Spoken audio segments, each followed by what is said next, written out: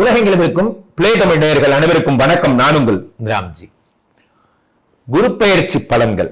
குரு பெயர்ச்சி மே மாதம் 14ஆம் தேதி. திரும்ப தயவுசெய்து வாய்க்குமா திருகிணிமான்னு கொண்டாதீங்கப்பா, என்னால முடியல. ஏண்டா மே 14ஆம் தேதி குரு மிதுன ராசிக்கு வருகிறார். ரிஷபராசியில் இருந்த குரு பகவான் மிதுன ராசிக்கு வருகிறார். மிதுன ராசியில் வருகின்ற குரு பகவான் என்னென்ன பலன்கள் எல்லாம் தரப்போகிறார் என்பது எல்லாருக்கும் ஒரு கியூரியாசிட்டி. ஏன்னா குரு வந்தாலே எல்லாமே சரியாயிடுங்கிறது விதி. நன்றாக புரிந்து கொள்ள வேண்டும் நண்பர்களே. குரு பலம் வந்தாச்சாங்கிறத கேள்வியே. எல்லாருமே என்ன கேட்பாங்க, ஒரு பொண்ணுக்கு கல்யாணம் பண்ண போறோம் சார், குரு பலம் வந்தாச்சா? குழந்தை சார், குரு பலம் வந்தாச்சா? குரு பலம் இருந்தால்தான் எதுவா இருந்தாலும் நடக்கும். ஒரு விஷயம் என்னன்னா, சனி நினைத்தால் ஒரு தொழிலை உண்டாக்கி தருவார். நான் அடிக்கடி சொல்லியிருக்கிறேன். ராகு கேது நினைத்தால் வாழ்க்கையில் முன்னேற்றத்தை தருவார். ஆனால் குரு நினைத்தால் ஒரு உலகத்தையே உருவாக்குவார். குருவினுடைய பலம் அது. குரு நினைத்தால் ஒரு உலகத்தை உருவாக்குவார். அந்த மாதிரி இந்த குரு பகவானுடைய அருளாலே நிறைய நல்ல விஷயங்கள் எல்லாம் ஏற்படும். மிதுன ராசியிலே குரு பகவான் வருவது பல வித்தகங்கள் எல்லாம் ஏற்பட போகிறது. இன்னோவேஷன் எல்லாம், டெவலப்மெண்ட்ஸ், பேஸ்புக்கு, இன்ஸ்டா போன்ற விஷயங்கள் எல்லாம் ஏஐ டெக்னாலஜி உலகை ஆட்சி செய்ய போகிறது. பொதுவாகவே இந்த கார்னர் பாருங்க, மீனம்ங்கிறது ஒரு கார்னர், மிதுனம்ங்கிறது ஒரு கார்னர், கன்னி ஒரு கார்னர், தனுசு ஒரு கார்னர். மீனம்ங்கிற கார்னர்ல யார் இருக்கா? சனி இருக்கார். இந்த பக்கம் குரு இருந்து ஆட்சி செய்ய போறார். சனி இருந்து இந்த ஏழையும் அதுக்கு கீழ் இருக்கிற இந்த ட்ரையாங்கிளை பார்த்துக்கிறார். குரு இங்கிருந்து இந்த ட்ரையாங்கிளை பார்த்துக்கிறார். இந்த 2025 பொதுவாகவே எல்லாருக்கும் நன்மைகளை தரப்போகிற வகையில ஒவ்வொரு ராசிக்காரர்களுக்கும் எந்த விதமான நன்மைகளை தருகிறது என்பதை ராசி ரீதியாக பார்த்து விடலாம். துலாம் ராசிக்காரர்களுக்கெல்லாம் இந்த குரு பெயர்ச்சி எப்படி இருக்கிறது என்று பார்த்தால், ஒரு முக்கியமான விஷயம் என்னன்னா, 8ஆம் வீட்டில் மறைந்த குரு, அஷ்டம குரு கஷ்டங்களைத்தான் தந்திருப்பார். இந்த ஒரு வருடமும் துலாம் ராசிக்காரர்கள் நிலை என்னன்னு பார்த்தீங்கன்னா ரொம்ப கஷ்டம். என்றுமே இந்த குரு பகவான் 8ல மறைகிறதுங்கிறது மோசமான ஒரு விஷயம். காரணம், காலபுருஷ தத்துவத்தின்படி குரு தான் ஃபினான்ஸ் மினிஸ்டர். யாருக்கெல்லாம் குரு நல்லா இருக்காங்களோ அவங்களுக்கு பணம் தானா வரும். ஏன்னா குரு தான் காலபுருஷ தத்துவத்தின்படி பணத்தை கொடுக்கிற ஆளே குரு தான். அந்த குரு 8ல் மறைவதால் பணம் இல்லாமல் நிறைய கஷ்டங்களை அனுபவித்திருப்பார்கள் துலாம் ராசிக்காரர்கள். இந்த துலாம் ராசிக்காரர்களுக்கு இப்பொழுது குரு 9ல் வருகிறது. ஓடி போனவனுக்கு 9ஆம் வீட்டில் குரு. குரு பகவான் 9ஆம் வீட்டில் வரும்பொழுது ஒரு ஊரை விட்டு கூட தைரியமா ஓடி போலான்னு சாஸ்திரங்கள் சொல்லுகிறது. நான் எங்க ஊரை விட்டு ஓடி போறேன்னு நீங்க நினைக்கலாம். ஆனா ஊரை விட்டு ஓடி போறதுன்னா அப்படி அர்த்தம் கிடையாது. அவருடைய பலம் வருவதால் தைரியமா ஊரை விட்டு கூட ஓடி போலான்னு அர்த்தம். அப்படி புரிஞ்சுக்கணும். அப்போ 9ஆம் இடத்து குரு என்ன பலன்கள் எல்லாம் தருவார் அப்படின்னு பாத்தீங்கன்னா, இந்த 9ல் இருக்கக்கூடிய குரு பகவான் உங்களுக்கு நிறைந்த செல்வ பலங்களையும் எதிர்பாராத அதிர்ஷ்டத்தையும் தருவார். என்னடா ஒரு ஆச்சரியம், சும்மா திண்ணு மேல உட்காந்துருந்தேன், திடீர்னு பார்த்தீங்கன்னா எவ்வளவு பெரிய வாய்ப்பு என்பது சில நேரங்கள்ல எதிர்பாராத வாய்ப்பு.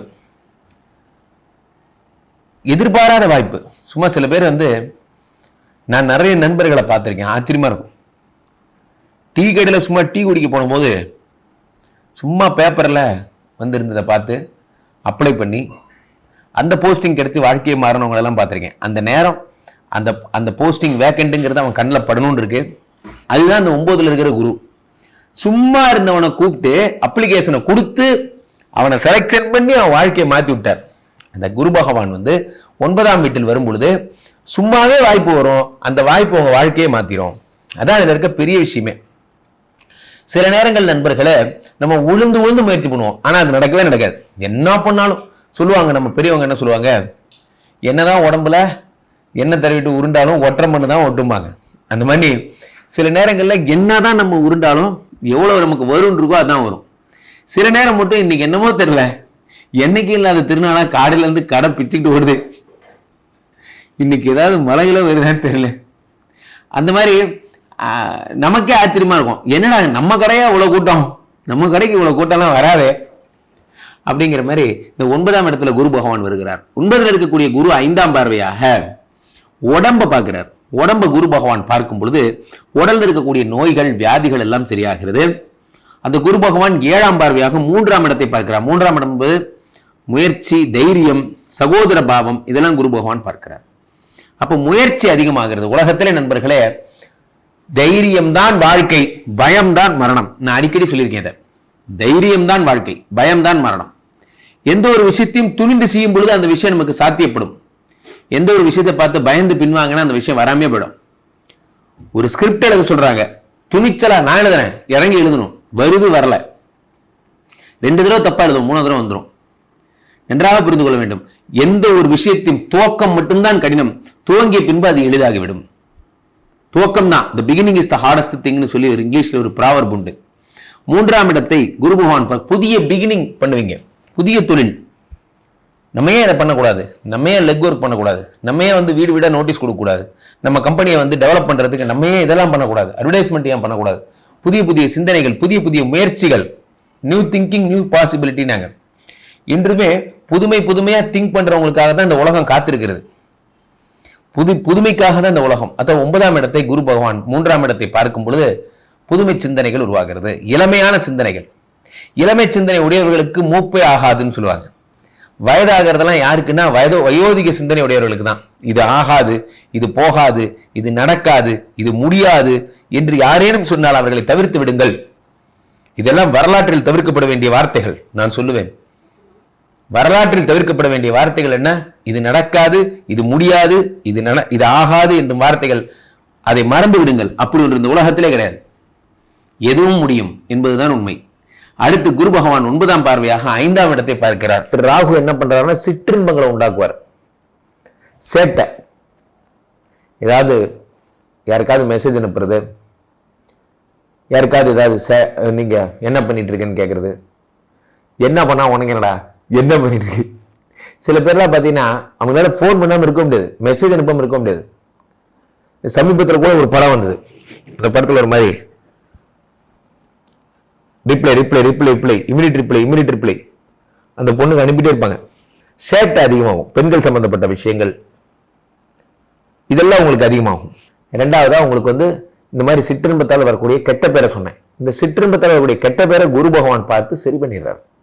புத்திரஸ்தானத்தை குரு பகவான் பார்க்கும் பொழுது குழந்தை பிராப்தி, குழந்தை உங்களுக்கு கிடைக்க போகிறது. ரொம்ப வருஷமா கஷ்டப்படுறேன் குருஜி, ஐவிஎஃப் பண்ணேன், எனக்கு குழந்தைய பிறக்கல. எழுதி வச்சுக்கோங்க, இந்த வருஷம் உங்களுக்கு குழந்தை பிறந்துடும். காரணம் என்னவென்றால் குரு பகவான் உங்களுக்கு எதை பார்க்கிறார்? 5ஆம் இடத்தை பார்க்கிறார். புத்திரகாரகனே புத்திரஸ்தானத்தை பார்க்கிறார். 5ங்கிறது சொத்து. அந்த இடத்துல ராகு இருக்கிறார், பெருஞ்சொத்தை தருவார். குரு சண்டால யோகம் உருவாகி சொத்து, பெரிய சொத்து உருவாவதற்கான வாய்ப்புகள் உண்டு. துலாம் ராசிக்காரர்கள் எல்லாம் சிரிச்சுட்டே இருங்க, சந்தோஷமா இருக்க போறீங்க. கீழே போயிட்டு இருக்க இந்த 2 நம்பரை கூப்பிடுங்க, உங்களுடைய சொந்த ஜாதகத்தை பார்த்துக் கொள்ளுங்கள். உலக புகழ் வாய்ந்த நமது ஸ்ரீமடம் இப்பொழுது இந்தியா, ஸ்ரீமடம் மலேசியாவில் உருவாகி இருக்கிறது.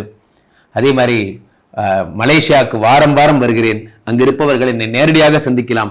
மலேசியாவில் இருப்பவர்கள் எல்லாம் புக் பண்ணிக்கலாம், நேரடியாக டைரக்ட் கன்சல்டேஷன் எடுத்துக்கலாம். அங்கேயே உங்களுக்கான பூஜைகள் எல்லாம் செய்து தருகிறேன். மீண்டும் ஒரு நல்ல பதிவில் சந்திப்போம். நன்றி, வணக்கம்.